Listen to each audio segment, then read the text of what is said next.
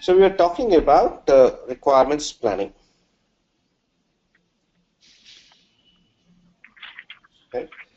So we learned about how to contribute to the, how to identify the various stakeholders and how to interpret an RSA matrix. We learned how to contribute to the overall project plan from a requirements activities point of view. Then we looked at, the ways to manage the scope. The couple of things that we still have to cover, which is traceability and change management. Okay. So today's session we will cover both of them and also look at risk management as well. All right. So let's understand what traceability is, and also we'll understand about change management. So for small projects, let's say there are some 10 requirements. It's easier to track them and ensure that your final product is delivering all your 10 features. Okay. But what if there are some hundreds of requirements? Okay, there are some 100 features which have your SOW, right?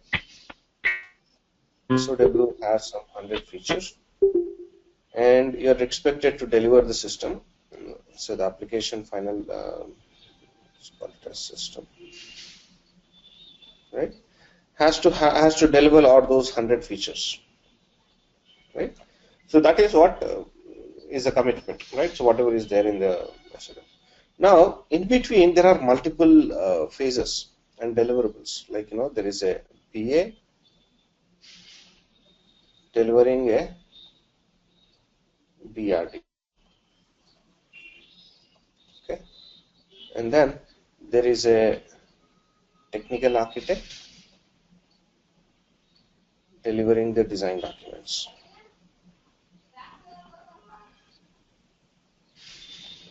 Then you have the developers or programmers who are actually writing the code, dot executables.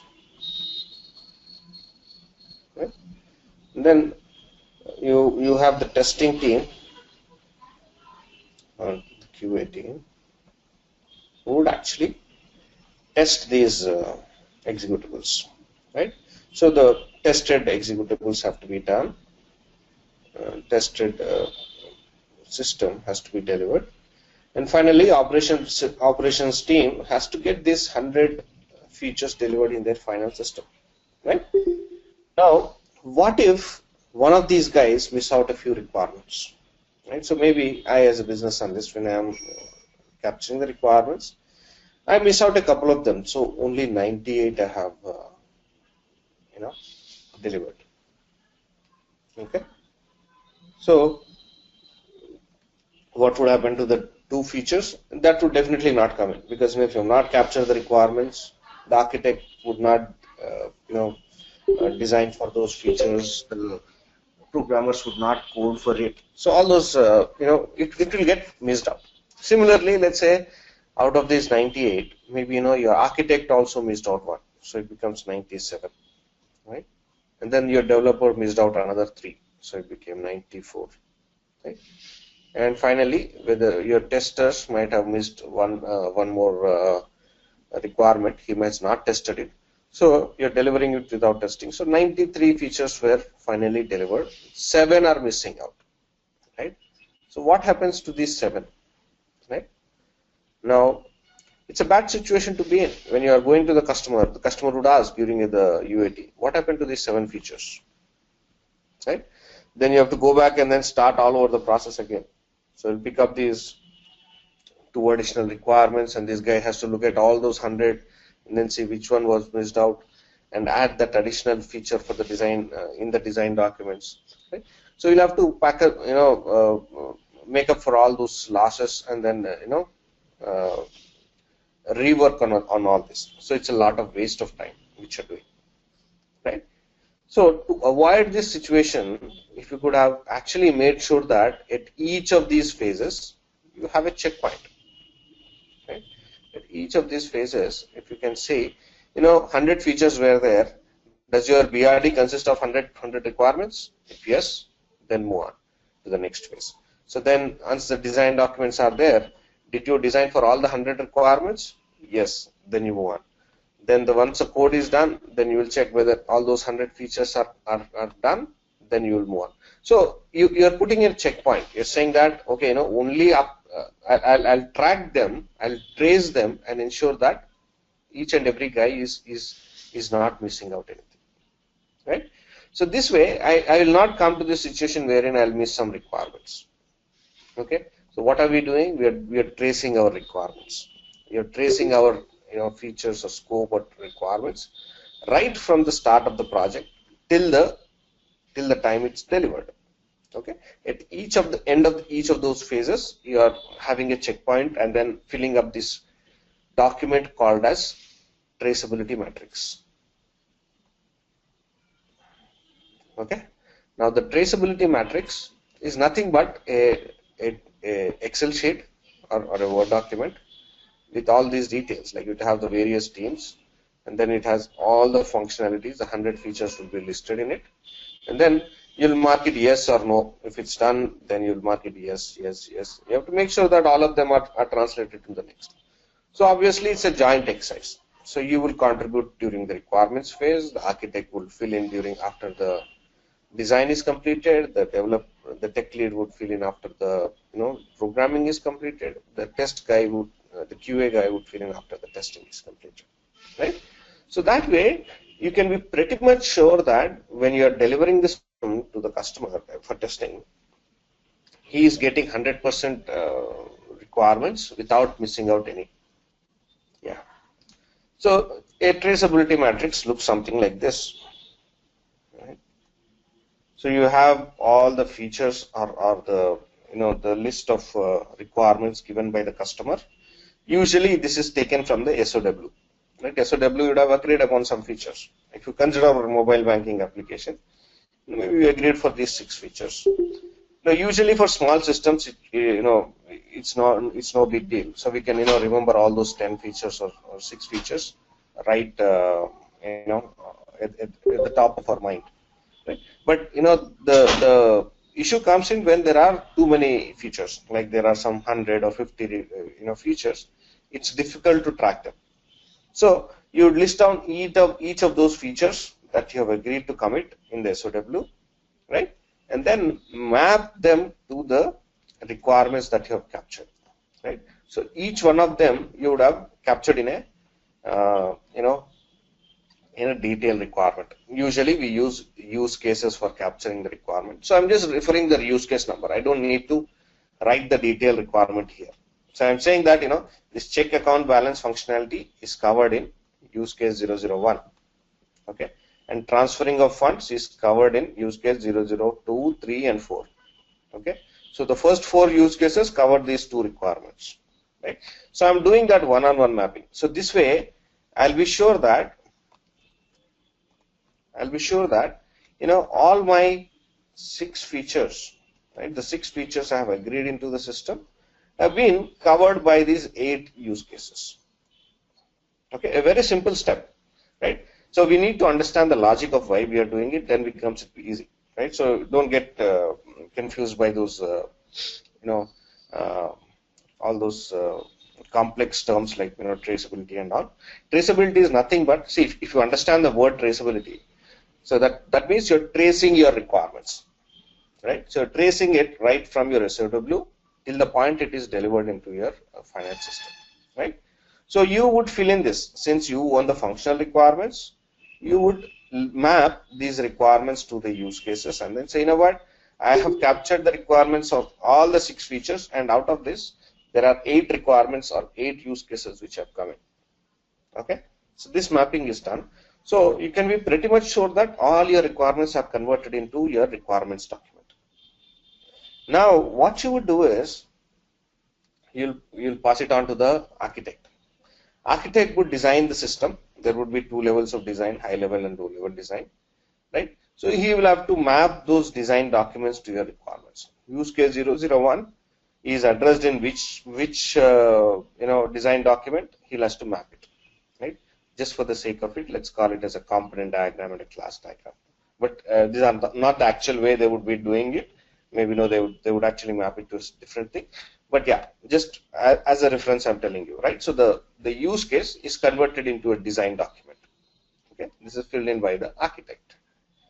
Then, based on these design documents, the programs have to be written. So you'll link it to the program and then say, this program is meeting this design document. So effectively, this balance.java program is meeting your requirement of check account balance requirement from the customer. Right? So you're tracking it till it's delivered and even tested into your system. Right? So you're saying that test case 001 and 002 would actually test this application or functionality. Okay, so this way we have an finally tested application or requirement moving into the production environment. Okay, so this ensures that all the features that we have committed to are delivered in your final system. What do you mean by use case? So use case is a way to capture our requirement. That's one of the ways, most popular ways in which you capture the requirement.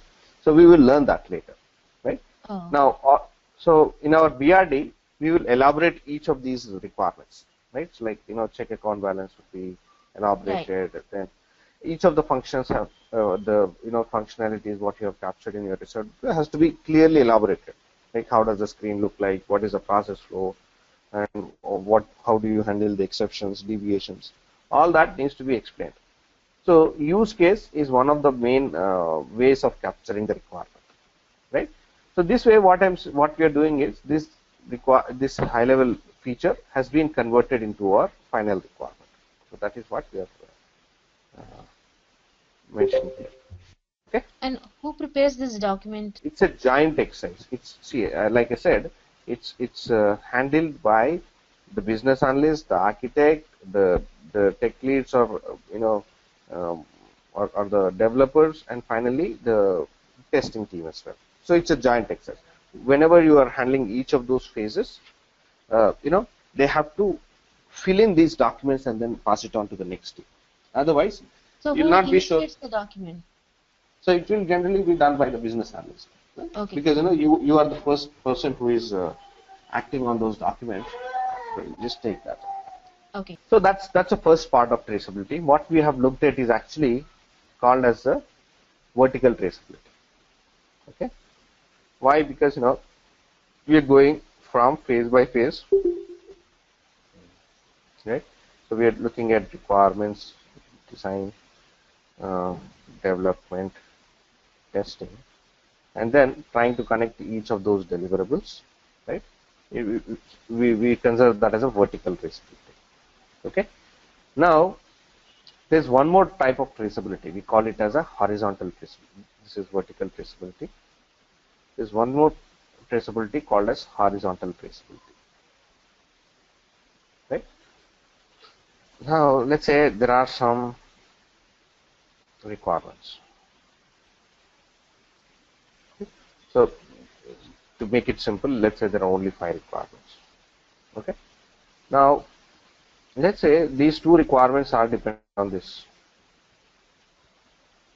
right? Which means if this requirement changes, these functionalities also get impacted, right? So if this requirement changes, this also will change, definitely change, right? So that is what I mean by dependency, right? Again, let's say this one is also dependent on this. Okay. So this is your overall requirement structure. Now,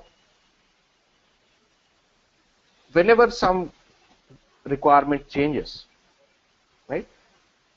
So you need to have a mechanism to figure out what are all the dependent requirements on it, right? Otherwise, you might make changes to some requirement, and if you ignore all those dependencies, right? So there would be a big problem later, right? So earlier it could be working, and now suddenly it's not working. Let's say let's call it as 2, 1, 2, 3, 4, 5. Right? Now, if you take, let's say, requirement 2 changes, right? So So obviously 3 is dependent on 2. So 3 also needs to be tested and ensure that it doesn't impact, or this requirement doesn't change. Right? Similarly, if 1 changes, then requirements 2 and even 3, because 3 is dependent on 2. So now if requirement 1 changes, so 2 is dependent on 1 and 3 is dependent on 2. So 3 also needs to be tested, or we need to identify the impact on 3. And 4 is also dependent on 1, so 4 also needs to be tested. Right? So if we keep these dependencies, we'll be clear. If requirement, and let's say for 4 there are no dependencies, for 3 also there are no dependencies, and for 5 also there are no dependencies. Right? So there is nothing dependent on them. Right? So if any of these, like 3 changes, no big deal, because nothing is dependent on that. Similarly, 4 changes, no big deal. But if 1 or 2 changes, we need to ensure that we are looking at the impact of the dependent functionalities as well. Right? So if you maintain this list of which all requirements are dependent on which requirements, it becomes easier for us to track the requirements. Right? If anything changes or anything is impacted, you will clearly know what all I have to relook at. Right? So this is called as horizontal traceability. Okay? Again, a very simple thing. It will help you make your life easier at a later point. If you have some 100 requirements, and then for every change you don't have to figure out, okay, what was the impacted functionality. But if you are doing that during the requirements or during the design process, it clearly tells us that this is how these requirements are impacted. Okay, so a simple concept of tracing the requirements, it's nothing but an Excel sheet with a tabular form of all the requirements, and vertical traceability is mapping deliverable from each of these phases so that you don't miss out anything. Right? Otherwise, there could be a chance that by the end of the system development, you'll figure out that 4 requirements were not met or 10 requirements were not met. To avoid those situations, we'll do vertical traceability, and if there are any dependencies between the requirements, you list them down so that you can track your requirements easily. Okay, if anything changes, you clearly know what is the impact on the rest of the requirements. Okay, so this is broadly what traceability is about. Okay, you as a as a business analyst would be involved in this traceability as well. Right? So again, one probable interview question. Okay, they could ask you what is traceability as a simple question, or ask about vertical traceability, horizontal traceability. Right? So there could be questions on that. That's another topic where we could expect. So the next one of managing the scope would be through change management. Right? Now, first let's understand why we need this change management. Because unless we understand why we are doing it, right? So it will all be like, why do we need to do this? Right? So only if you understand the implications of it, of what is the loss we are going to get if you are not doing this, that is when we would we understand it much more better, and we would follow that process also. Right? Now let's take a scenario that you start with some 10 requirements. Okay, now 10 requirements, 10 are listed in your SOW.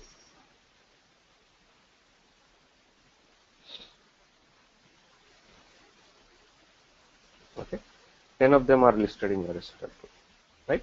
And also, let's say you have agreed for some 200K for this project, right? A small project, so we agreed for 200K, and then you would take 3 months to complete.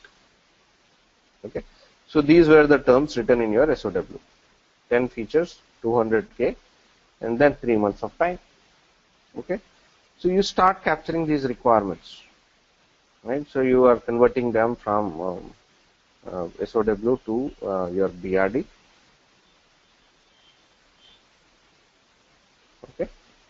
And when you are capturing these 10 features, the customer comes and then says, you know what, I think we should add 2 more features to this. Right? Now he is a customer, how can I say no to it? So I'll add those 2 more features. Okay? So total I'm delivering 12 features. Okay? Then I would start the design and development. Right? So during the development, when I'm in the middle of development, the customer would come in and then say, you know what, I feel that we captured these, out of these 10, 3 of them were captured incorrectly, or I want that to be changed. Right? So out of that, it would still be 12 requirements, but 3 of them have changed. Right? So 3 are changed.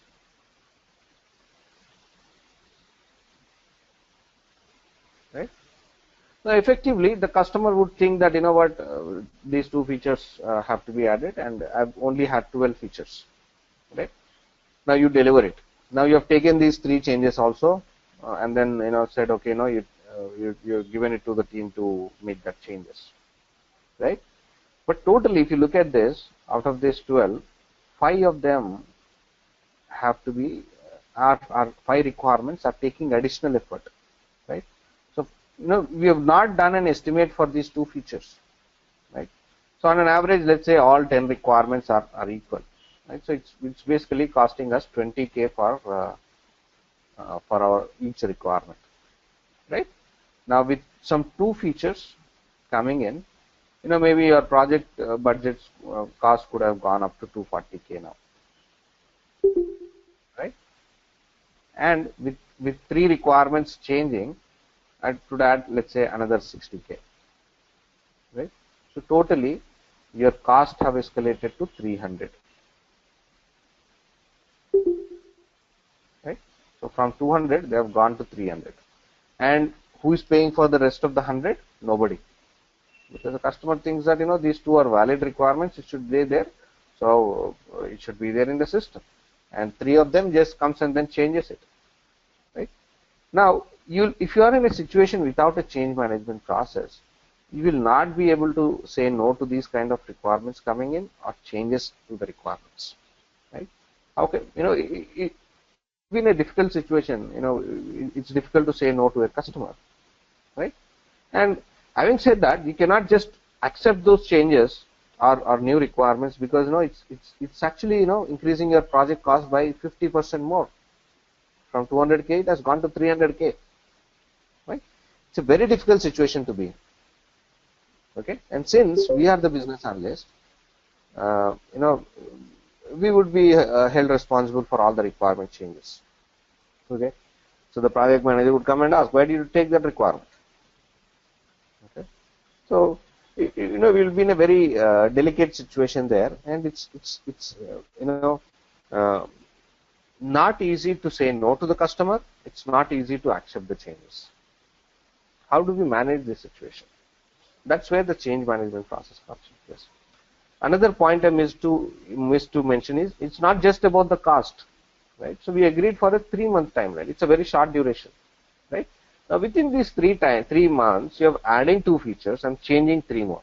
Right? So 5 of them are imparted, which means ideally, if you have estimated, maybe it would have taken you 4.5 months to complete. Right? So the customer expects it to be done in 3 months. So the whole team has to work extra hours and then deliver it for no wrong on their side. Right? So change management process is very important to manage the cost and the timelines of the project. If the change management process is not there, it's very difficult to manage these situations. Okay? Now, what is the change management process? More or less, in any organization you'll go, you'll have the same change management process. It's a standardized process. Okay? Now, the first thing that you have to do when a change comes in, when any of the changes up to the requirements comes in, or a new requirement comes in, which is not there in your reference document, in your baseline document, if it is not there in your baseline. So these two can come in at a later point, right? So once the BRD signed off for your 10 requirements, okay. So let's say that you captured the 10 requirements in the BRD, and then the customer comes in and adds two added, which makes it 12.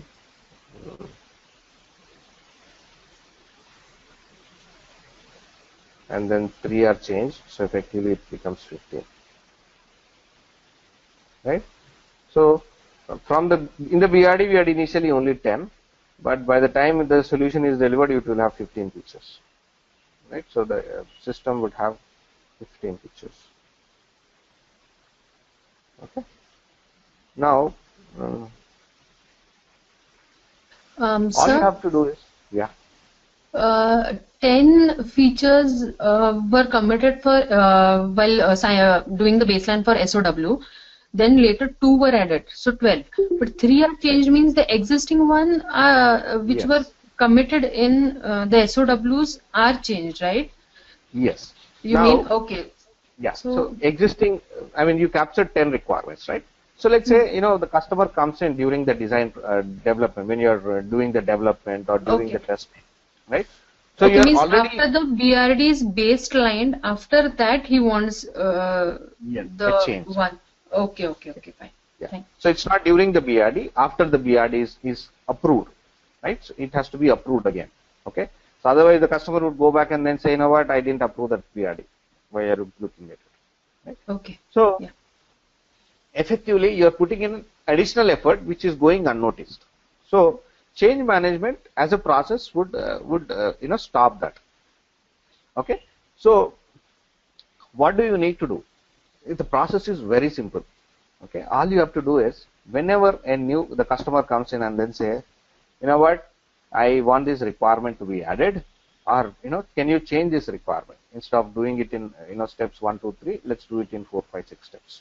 Right? So is modifying it, or maybe changing, suggesting changes to the screen. So to summarize, the requirement is changed, right? So request would come in these two formats to you, right?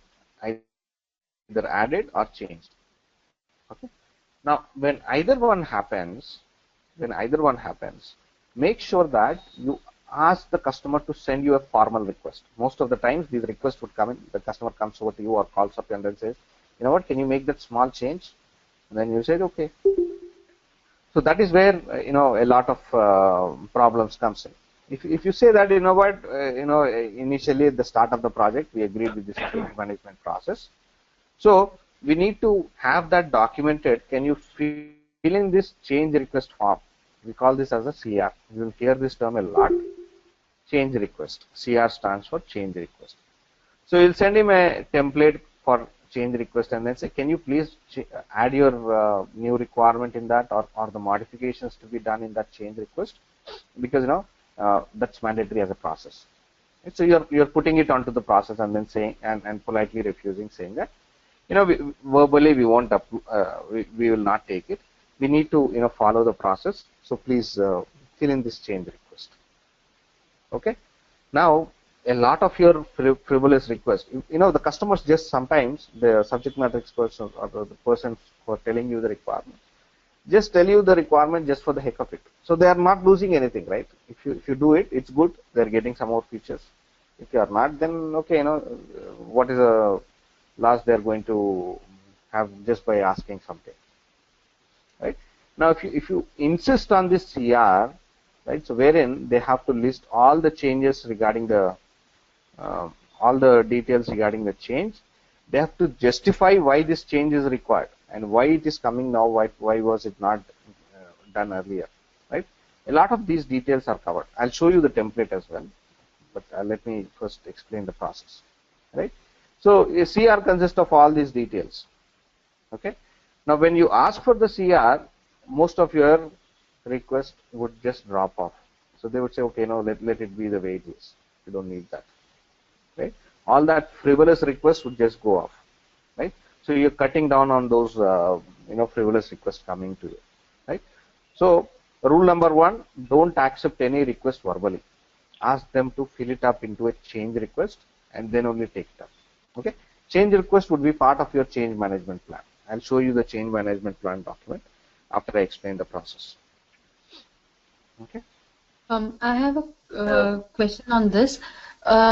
Suppose after the SOW has been baseline and then we start preparing the BRD, but if the BRD is not been signed off by the solution owner, and suppose at that time before baselining the BRD, if he feels that there should be some change instead of any of the requirement he wants to add or delete any requirement, then we don't need that change request thing, right? Then we have to accept it because it is not gone to the further as it has not been baseline, right?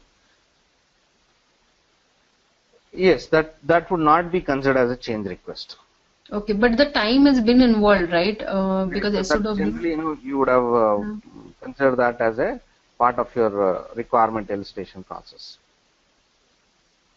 I didn't get you, sir. So see, that would still be done as part of your requirements phase. Okay. Right? So okay, till the BRD is been baseline and signed off.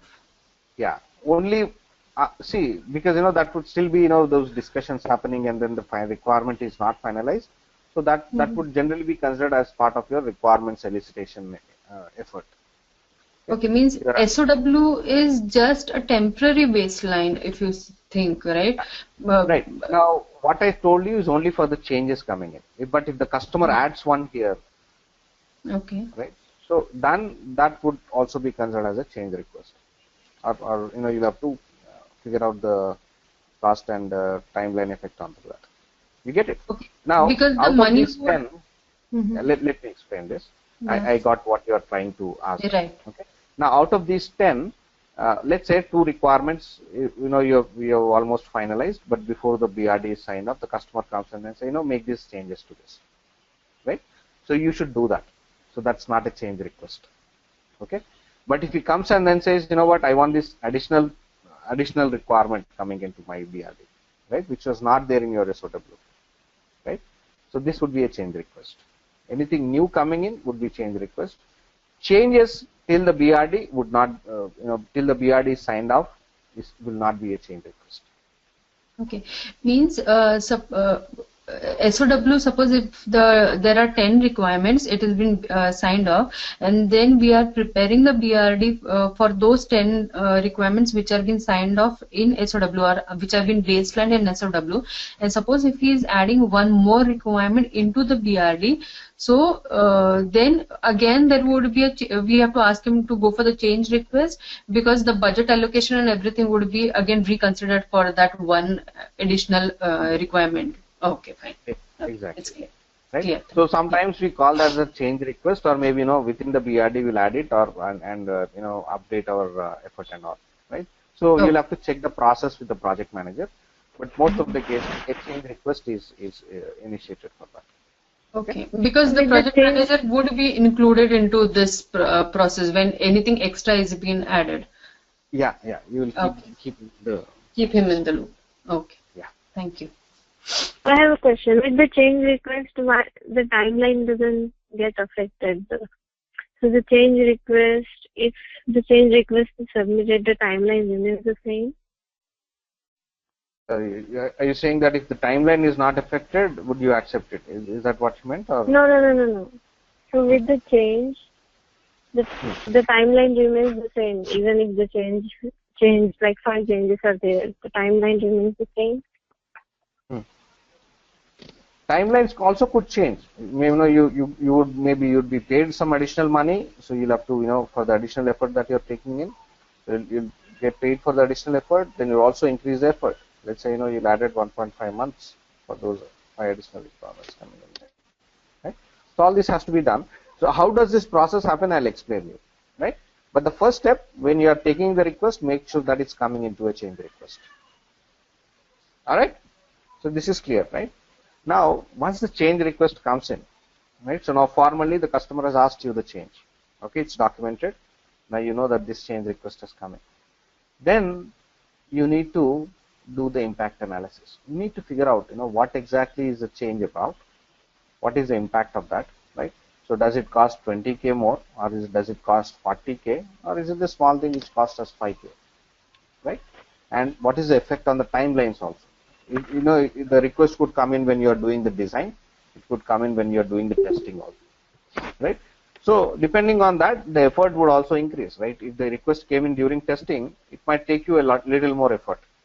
If the request has come in only during your design phase, since you have not done your development and testing, the effort must be lesser, right? So you'll figure out the impact on all those terms, like your cost, schedule, the people availability, right, and the timelines what you have committed. A lot of parameters would be analyzed, and it's not just you. The technical architect would also be involved in this analysis. It's a joint exercise. Okay, so basically you're figuring out, what is the impact of this change. So you're not just blindly accepting once the change request comes in. So if it gives you in a document, you're not going to accept it. Okay, so you would analyze that. You will provide your recommendations, saying that, what, this change request cost us additional 20K or 30K, right? And it would take me another additional 2 weeks to complete this.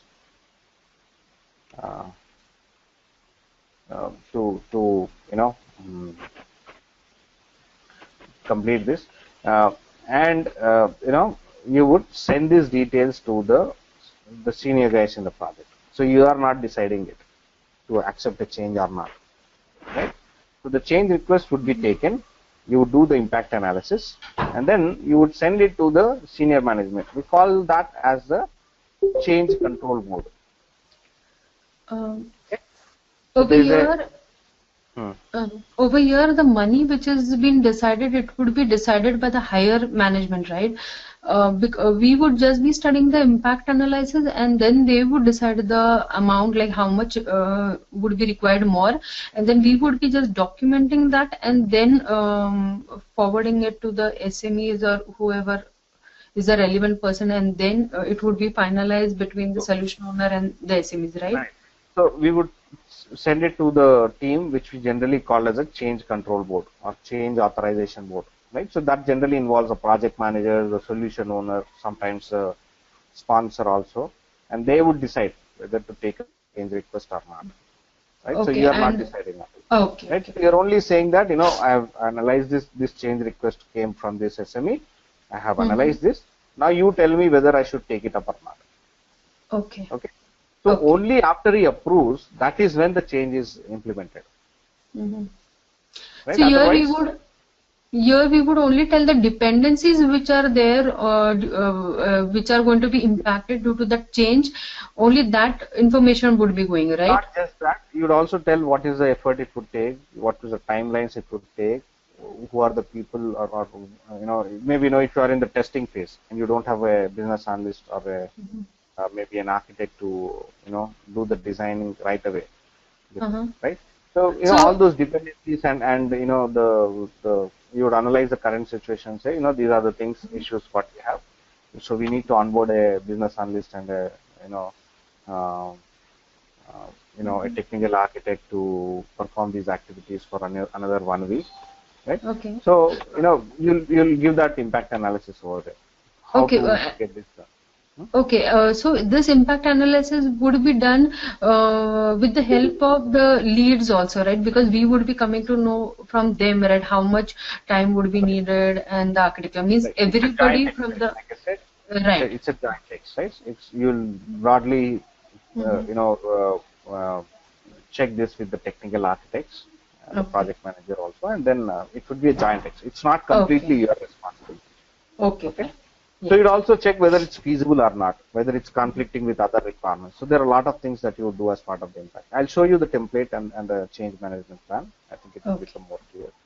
But yeah, so see, even if you think logically, this makes sense, right? So rather than just take the requirement as it comes, you're asking him to give a formal request, then you're checking what is the impact of that, and then asking the right people to take the decision, right? So somebody has to approve the budgets. So you're asking that set of people to say, this request came in and this is the cost it would have and timelines impact would be this. Do you want me to accept this requirement or not? Right? So it's a, see, if you look at logically, this makes sense, right? So that's exactly what we're doing in a change management plan. So there's nothing too complicated or uh, too you know uh, too you know a complex process here to understand what we are doing, right? So even if you don't understand all of these concepts, right? So you could have easily thought through this, and then okay, I should actually look at the impact onto this, and then get the necessary approvals before adding it to a BRD, right? So that sense we should have, but ensure that there is a change management process which is agreed upon during the requirements during the planning phase. Why? Because if there is no requirements, there is no change management plan, the customer would say, why should I fill this request? There is no process as such. Right? So it becomes easier for you to convince the SMEs to send you these CRs. Right? So it makes your job easier. So you can always say, it's a process. You can blame the process and then say, we need these requests in this particular format. Right? So people generally buy that logic. Otherwise, they will just say, it's a small thing. Why don't you do it? Right? So you can say, as a process, I am not expected to do it. Can you request that to fill in that change request? Right? So this way, any effort, additional effort that you are putting, which is not, committed in your or your BRD, you are making sure that you are getting that build, and then you are getting enough time to get it delivered. Otherwise, you will be in a lot of trouble later. Okay, so clear with the change management process?